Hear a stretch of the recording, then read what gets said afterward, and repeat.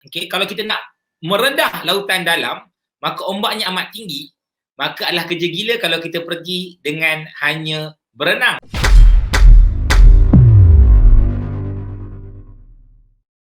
Saya suka mengambil pendekatan analogi ataupun cerita dalam kita menginspirasikan orang lain. Kita melihat ketika kita zaman sekolah, untuk kita pergi ke sekolah yang lebih hebat, untuk kita masuk ke asrama penuh, okey, ataupun untuk kita naik ke tingkatan yang berbeza, pasti ada ujian. Dan biasanya ujian tu lepas tak lepas, kita tetap naik kelas.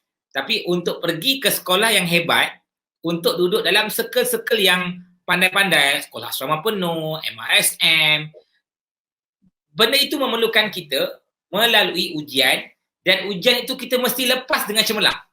Kalau lepas biasa-biasa je, kita akan berada dekat sekolah yang sama. So kalau tak lulus pun, kita tetap akan naik kelas juga ataupun naik tingkatan juga, tapi sekolah yang biasalah ataupun duduk kat hujung. Jadi untuk orang yang betul-betul struggle, betul-betul menghadapi ujian yang dia berjaya dengan cemerlang, maka dia akan terpilih duduk ataupun terpanggil untuk pergi ke asrama penuh ataupun MRSM atau mana-mana saya sekolah yang berprestij saya sebut. Jadi begitu juga dalam kehidupan kita. Kita nak kaya, kita nak hebat, kita nak berjaya, tapi tak nak ujian, mana boleh? Sebab untuk capai satu level, okay, untuk capai satu level yang lebih tinggi, kita kena lalu satu tangga. Tangga itulah ujian. So kalau lagi payah kita lalui ujian itu, bermaksud kita akan pergi ke tingkatan yang lebih tinggi. Mana mungkin UPSR lagi payah daripada PMR. Dan mana mungkin PMR lebih payah daripada SPM. Sebab itulah kenapa kita naik. Makin tinggi level pendidikan kita, makin payah ujiannya. Makin tinggi kita punya pendidikan, makin struggle dia punya nak skor dia.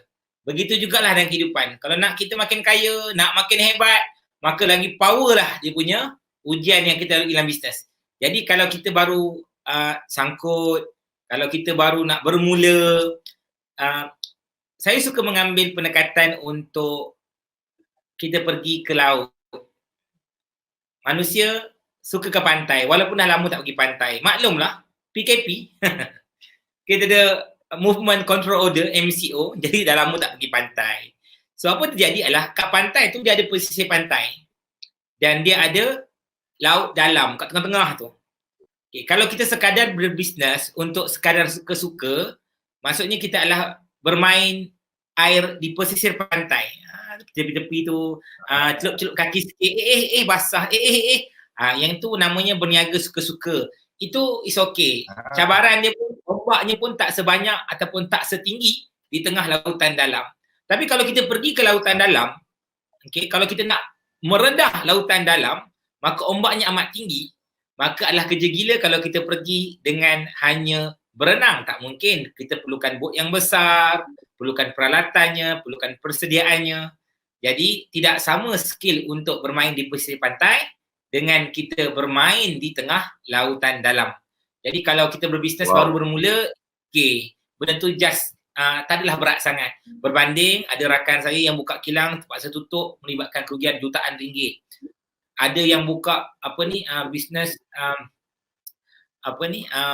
baru sahaja buka restoran habis 200,000, tiba-tiba PKP ni ataupun MCO ni kena tutup. Nak buat delivery system tak sempat, habis duit dia.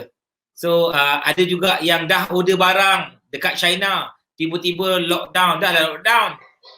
Kat China kena tutup, barang tak sampai. Jadi kena faham lah, level tak sama. Sebab itulah kenapa pendapatan kita kat Malaysia pun ada T20, M40, B40. Masih ada yang tak tahu rupanya T20 tu adalah top 20. M40 tu adalah medium 40%. Dan B40 tu adalah below 40. Jadi jangan samakan orang yang B40 dengan M40 dengan T20. Besar periuknya, besar lagi lah keraknya. InsyaAllah. Betul.